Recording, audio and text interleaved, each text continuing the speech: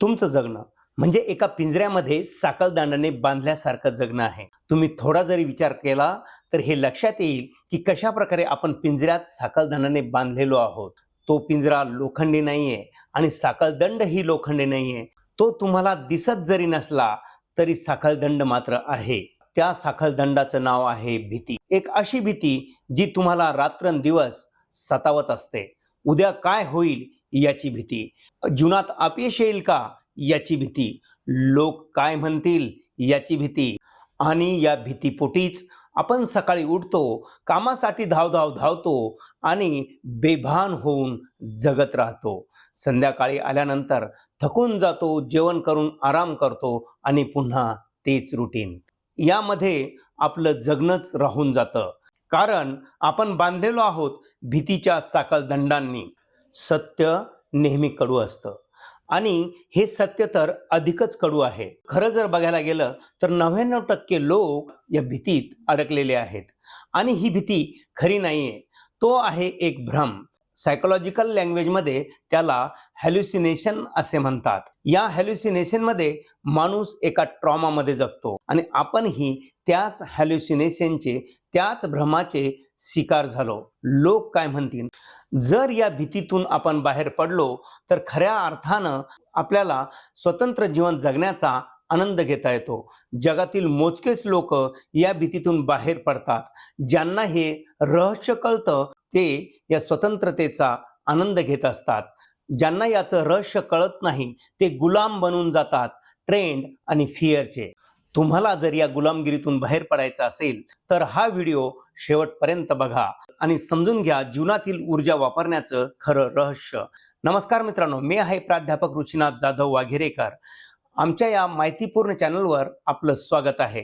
जर चॅनलवर नवीन असाल तर लगेच सबस्क्राईब करून घ्या. अशाच प्रकारचे माहितीपूर्ण व्हिडिओ या ठिकाणी तुम्हाला ऐकायला मिळतील. आपण समजून घेणार आहोत जीवनाची अशी भयकथा ज्यामुळे आपलं जीवन अस्वस्थ झालेलं आहे. शास्त्रज्ञांनी असा एक प्रयोग केला, त्या प्रयोगाला म्हणतात 5 मंकीज एक्सपेरिमेंट, ज्यामध्ये 5 माकडं असतात, एका पिंजऱ्यामध्ये बंद केलेले असतात. त्या पिंजऱ्यामध्ये एक शिडी असते, शिडीवर लावलेला असतो पिकलेल्या केळींचा घड. रसरशीत केळी, माकडांना भूक लागलेली असते आणि त्या ठिकाणी खायला काही नसतं. हा प्रयोग म्हणजे दुसरं तिसरं काही नसून आपलं जगणं आहे. माकडं पिंजऱ्यात अडकलेली आहेत आणि त्यांना भूक लागली. एक माकड हिम्मत करतं आणि त्या शिडीवर चढून तो घड म्हणजे केळी खाण्यासाठी प्रयत्न करू लागतं. जसं ते माकड शिडीवर चढतं त्याचा हात त्या केळीच्या घडाला लागणारच. सायंटिस्ट लोक त्याच्यावर पाईपातून इतकं थंड पाणी मारतात जणू काही बर्फाचा मारा त्याच्यावर केला जातो. सोबतच इतर खालचे 4 माकडं आहेत त्यांनाही भिजवलं जातं. माकडं थंडीने कुडकुडू लागतात, ओरडू लागतात. प्रचंड वेदना त्यांना थंडीच्या व्हायला लागतात. वरचं माकड तर शिडीवरून धाड दिशी खाली पडून जातं. थोडा वेळ सर्व माकडं अगदी शांत होऊन जातात. थोड्या वेळानं दुसरं एक माकड विचार करतं की पहिल्या माकडाची काहीतरी चूक झाली असेल, काहीतरी त्याचं चुकलं म्हणून थंड पाण्याचा मारा झाला, आपल्याला वेदना सहन कराव्या लागल्या. असा विचार करून दुसरं माकड त्या शिडीवर चढण्याचा प्रयत्न करू लागतं. तेही शिडीवर चढतं आणि त्याचा हात आता त्या घडाला पोहोचणार, केळीच्या घडापर्यंत पोहोचणारच होता. तेव्हा पुन्हा सायंटिस्ट लोक थंडगार पाण्याचा फवारा त्याच्यावर सुरू करतात. माकडं भिजवले जातात. पुन्हा ते माकड धाड दिशी खाली पडतं. आता मात्र हे माकडं वेदनेनं किंचाळायला लागतात, थंडीनं कुडकुडायला लागतात. आता पूर्ण त्यांचा कॉन्फिडन्स लूज होऊन जातो. त्या पिंजऱ्यामध्ये एक नियम बनून जातो की यानंतर या शिडीवर जर चढलं तर आपल्याला थंडगार पाण्याच्या फवाऱ्याचा मारा सहन करावा लागणार आहे आणि प्रचंड वेदना आपल्याला होणार आहेत. म्हणून यानंतर कुणीही त्या शिडीला हात लावण्याचा प्रयत्न करत नाही. त्या ठिकाणी पिंजऱ्यात अगदी शांतता पसरून जाते. माकडं नुसतं पाहत राहतात. आता सायंटिस्ट लोक तो थंडगार पाण्याचा पाईप पिंजऱ्यातून काढून टाकतात आणि पिंजऱ्यात असलेलं एक माकडही पिंजऱ्यातून बाहेर काढतात. नवीन माकड पिंजऱ्यात सोडल्या जातं आणि नवीन खेळ सुरू होतो सायंटिस्टचा. अगोदरचे असलेले 4 माकडं शिडीवर जर चढलं तर काय परिणाम होतो याचा अनुभव त्यांनी घेतलेला असतो, त्यामुळे ते शांत असतात. परंतु नवीन गेलेलं माकड भुकेनं व्याकुळ होतं. रसरसलेली केळी बघून त्याचं मन लुसलुसतं, शिडीवर चढू लागतं. शिडीवर पहिलाच पाऊल ठेवतं तेवढ्यात इतर 4 माकडं त्याच्यावर तुटून पडतात. त्याचा चावा घ्यायला लागतात, त्याला मारायला लागतात. इतकं मारतात की त्याला रक्तबंबाळ करून टाकतात. त्याला कळत नाही की आपलेच बांधव माझ्यावर इतके का तुटून पडलेत, मला का बरं वर जाऊ देत नाहीत. थोडा वेळ ते शांत होतं, पुन्हा एकदा प्रयत्न करायला लागतं. जसंच ते शिडीवर चढणार, इतर माकडं त्याच्यावर अधिक जास्त जोराने आक्रमण करतात आणि इतकं बेदम मारतात, जीव जाण्याची वेळ येते. आता मात्र ते माकड शिडीचा नाद करत नाही आणि शांतपणे त्या माकडांसोबत जगायला लागतं. पिंजऱ्यामध्ये अगदी शांतता निर्माण होऊन जाते. नंतर टाकलेल्या माकडाला असं वाटतं की शिडीला जर हात लावला तर इतर मारतील आणि इतरांना असं वाटतं की शिडीवर जर चढलं तर थंड पाण्याचा मारा आणि प्रचंड वेदना सहन कराव्या लागतील. कोणीच त्या शिडीच्या नादी लागत नाही आणि ते फक्त बघत राहतात. सायंटिस्ट लोक आता पुन्हा खेळ बदलतात आणि ते सर्वच्या सर्व माकडं पिंजऱ्याच्या बाहेर काढले जातात आणि नवीन 5 माकडे पिंजऱ्यात टाकली जातात. आता या माकडांनाही तिथे भूक लागते आणि ते बघतात की या ठिकाणी केळीचा घड आहे. त्यापैकी एक माकड चढू लागतं. तेव्हा पिंजऱ्याच्या बाहेर असलेले इतर 5 माकडं ओरडू लागतात, अरे जाऊ नको, जाऊ नको, तिथं प्रचंड वेदना होणार आहेत, तू मरून जाशील. इतर माकडं इतका कॉन्फिडन्स लूज करतात की त्याची परत हिंमत होत नाही त्या शिडीवर चढण्याची. परत प्रयत्न केलाच तर बाहेरची माकडं त्याला जीवे मारण्याची धमकी देतात. गेलं नाही पाहिजे, सर्वच आपण संकटात सापडू, अशाच प्रकारची अवस्था होऊन जाते आपलीही.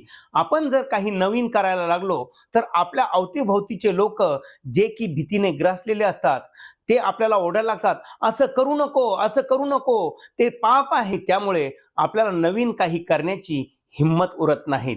जर आपण हिम्मत केलीच तर ते आपली टिंगल टवाळी करायला लागतात, आपल्याला शिव्या द्यायला लागतात, प्रसंगी आपल्यावर आक्रमणही केलं जातं. म्हणून आपण वेगळा मार्ग निवडत नाही. आपण सुरक्षित राहण्यासाठी जो इतरांनी मार्ग निवडलेला आहे, शांतपणे जगणं जे आहे ते निमूटपणे सहन करणं, तोच मार्ग अवलंबतो आणि त्यामुळे आपले पावतात स्वप्न भंग. जर तुम्हाला तुमची स्वप्न पूर्ण करायची असतील तर ही भीती खोटी आहे हे समजून घेतलं पाहिजे.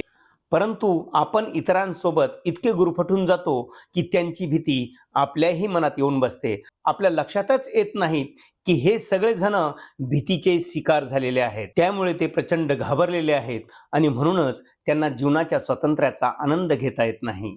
लोक काय म्हणतील आणि भविष्याचं काय होईल या भीतीतच ते अख्खं आयुष्य जगत राहतात. लोकांच्या या वर्तनाला psychologist Martin Seligman learn helplessness असं म्हणतात. लर्न हेल्पलेसनेस म्हणजे एखादी व्यक्ती जर काही वेगळा प्रयत्न करू लागली तर अवतीभोवतीचे लोक प्रयत्न करण्यापासून थांबवतात, त्याला डिमोटिवेट केलं जातं. आपल्यालाही लहानपणापासून अशाच प्रकारची शिकवण दिल्या जाते की तुझ्याकडून हे होणार नाही, तुझ्याकडून ते होणार नाही आणि म्हणून आपण वेगळा मार्ग निवडण्यासाठी हिम्मत करत नाही. आपल्याला सांगितलं जातं की जास्त मोठी स्वप्न पाहू नका, बर्बाद होऊन जाताल आणि म्हणूनच आपण हळूहळू मोठी स्वप्न पाहणंही विसरून जातो. तुमच्यात हिम्मत नाही असं नाही, इतर लोक तुमची हिम्मत तोडून टाकतात. याविषयी न्यूरोसायन्समध्ये टेरिफाईंग डिस्कव्हरी झाली. या डिस्कव्हरीला म्हणतात एपिजेनेटिक. इमोरी युनिव्हर्सिटीमध्ये यावर एक प्रयोग केला गेला. उंदरांना चेरी ब्लॉसमचा सुगंध देण्यात आला आणि त्यासोबत त्यांना विजेचा झटकाही. त्यामुळे हे उंदर चेरी ब्लॉसमचा जेव्हा जेव्हा सुगंध घेत त्यांना विजेचा झटका बसत असे आणि त्यामुळे त्यांनी चेरी ब्लॉसमचा सुगंध घेणंच सोडून दिलं. एवढ्यावरच ही भीती थांबली नाही. त्या उंदरांना जे पिलं झाले ते पिलंही चेरी ब्लॉसमचा सुगंध घेण्यापासून घाबरू लागले. उंदरांमध्ये अशा प्रकारचा DNA इनकोड झाला ज्यामुळे उंदरांच्या पुढच्या पिढ्या चेरी ब्लॉसमचा सुगंध घेण्यापासून वंचित राहू लागल्या. चेरी ब्लॉसमच्या सुगंधाची त्यांना भीती वाटू लागली. या उंदरांमध्ये ही फिअर जेनेटिक बनून गेली. आपणही यापेक्षा काही वेगळे नाहीत. आपल्यातही जेनेटिकली समाज काय म्हणेल, भविष्याचं काय होईल, सुरक्षित मार्ग सोडला तर मी बर्बाद होईल, अशा प्रकारची भीती कायम घर करून असते आणि म्हणूनच कुडत कुडत जगणं स्वीकारून टाकतो. तुमच्या DNA मध्ये इनकोड झालेली ही फिअर तुम्ही डिकोड करू शकता. हे पूर्णतः तुमच्या हातात आहेत. ओशो सारखे लोक, फ्रेडरिक नीच सारखे जगातील अनेक असे लोक आहेत की त्यांनी ही फिअर डिकोड केली आणि म्हणून ते जगातील महान लोक बनले. त्यांनी कधीच विचार केला नाही की जग काय म्हणेल, भविष्याचं माझं काय होईल. ही भीती त्यांची निघून गेली. मी काही वेगळं केलं तर जगामध्ये काहीतरी वेगळं होणार आहे आणि म्हणूनच ते लोक महान बनले. तुम्हीही या गोष्टीपासून एक शिकवण घेऊ शकता की लटकलेली केळी घेण्याची हिंमत तुमच्यात आहे. तुम्ही शिडी चढायला सुरुवात करा. कोणत्याही प्रकारची भीती मनात बाळगू नका. लोक काय म्हणतील याकडे दुर्लक्ष करा. उद्या काय होईल याची चिंता करू नका आणि आपल्या मनात जे कार्य आपण हाती घेतलं आहे ते स्वप्न पूर्ण करण्यासाठी पूर्ण ताकदीनिशी कामाला लागा. बघा, तुमच्या जीवनामध्ये चमत्कार होणार आहे. कारण ही भीती एक भ्रम आहे. जगामध्ये भीती नावाचा काही प्रकारच नाही आहे आणि म्हणून फिअरलेस होऊन बिनधास्तपणे काम करत राहा. तर मित्रांनो, आमचा हा व्हिडिओ आपणास कसा वाटला कमेंटमध्ये जरूर कळवा. चॅनलवर नवीन असाल तर सबस्क्राईब करा, व्हिडिओ लाईक आणि शेअर करा. जय महाराष्ट्र मित्रांनो.